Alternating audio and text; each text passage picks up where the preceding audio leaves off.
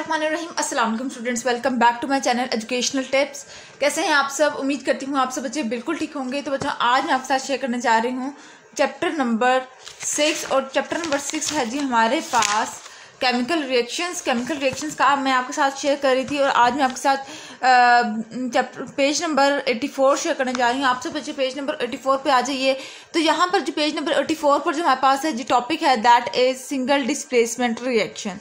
अब देखते हैं कि सिंगल डिस्प्लेसमेंट रिएक्शन होता क्या है, क्या करता है, कैसे रिएक्शन होता है, इसके अंदर क्या एक नई चीज़ है जो कि इसके लिए अलग टॉपिक असाइन कर दिया इन लोगों ने हम लोगों को। तो चलिए स्टार्ट करते हैं फिर अपना आज का lecture.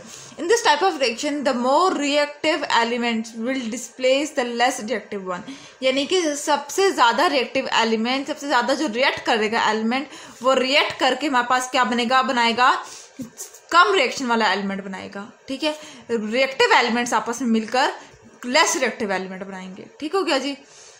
The more reactive element become part of the compound where the less reactive will be the free element.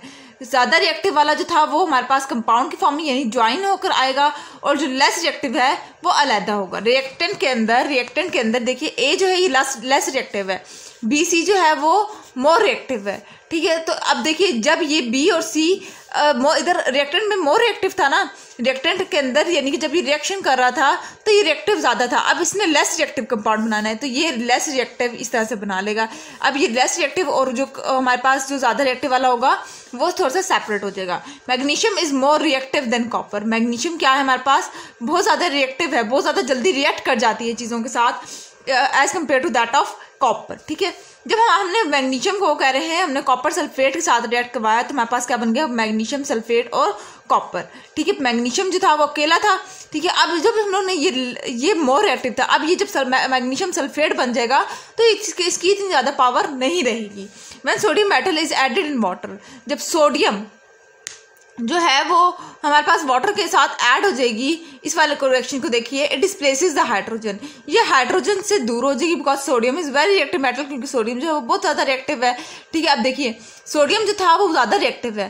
ठीक है, वाटर जो है वो उतना रिएक्टिव नहीं है जितना ज़्यादा सोडियम है। जब इसने सोडियम ने वाटर के साथ रिएक्ट करना है तो ये फिर लेस रिएक्टिव हो जाएगी क्योंकि इसके साथ मिलावट होगी चीज़ के अंदर, तो इस वजह से इस तरह से हो गया।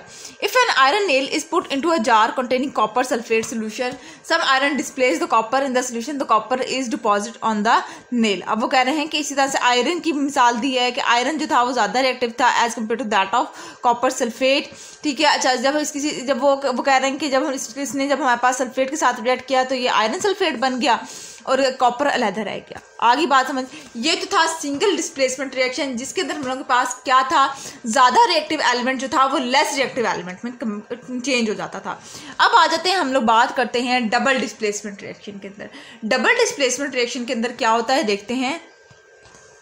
When two compound react and exchange atom or group of atom, two new product are formed, यानी कि वो कह रहे हैं जब हमारे पास कंपाउंड कितने होंगे, दो कंपाउंड होने चाहिए। ठीक है, दो कंपाउंड होंगे और वो आपस में रिएक्ट करेंगे और रिएक्शन इस तरह से करेंगे कि दोनों का क्या बनेगा, नई चीज़ बनेगी। अब देखिए ए जो है वो डी के साथ रिएक्ट करेगा तो एक नई चीज़ बन जाएगी, बी जो है जब वो सी के साथ रिएक्ट करेगा तो भी एक नई चीज़ बन जाएगी।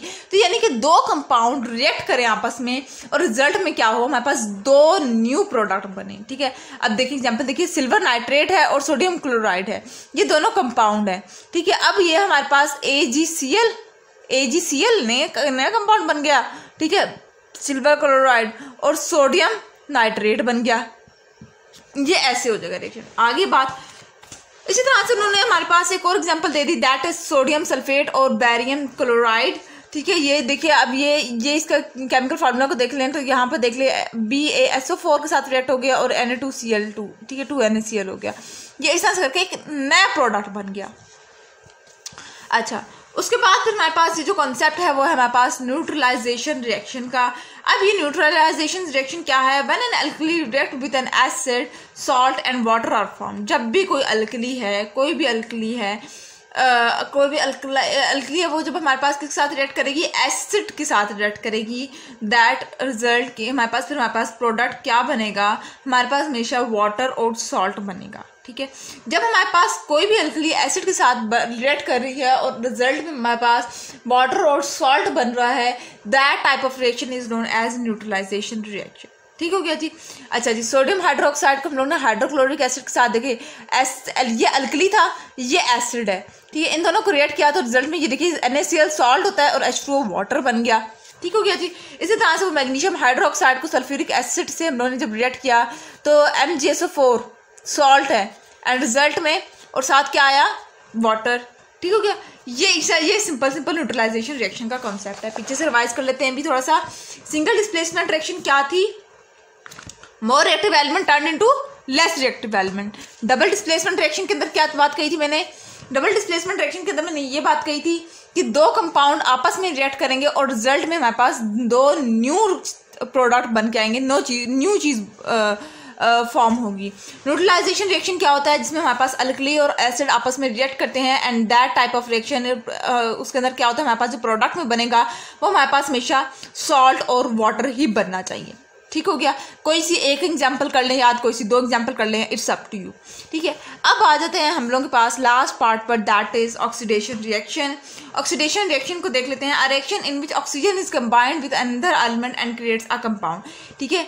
यानी कि वो कह रहे हैं कि हमारे पास किसी भी एलिमेंट के साथ जब ऑक्सीजन कंबाइन हो जाए, जुड़ जाए और एज अ रिजल्ट कंपाउंड बन जाए तो हमारे पास ऑक्सीडेशन रिएक्शन कहला दिया जाएगा। जिस तरह से सोडियम है वो हमारे पास उसने रिएक्ट किया, ऑक्सीजन का प्रेजेंस, मतलब कि ऑक्सीजन का रिएक्शन होना, इसलिए ऑक्सीजन के साथ रिएक्ट होना ज़रूरी है ऑक्सीडेशन रिएक्शन के लिए, ठीक है।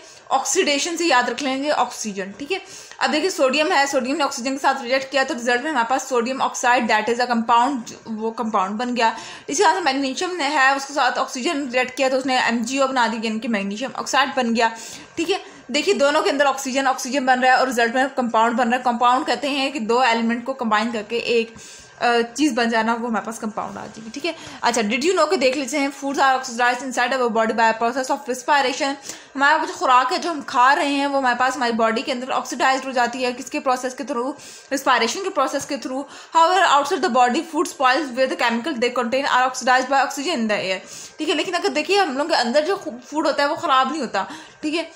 लेकिन जो हम लोग को बाहर पड़ा हुआ फूड हो वो ख़राब हो जाता है, जबकि वो क्या है, उसके अंदर ऑक्सीजन की इन्वॉल्वमेंट भी हो रही है।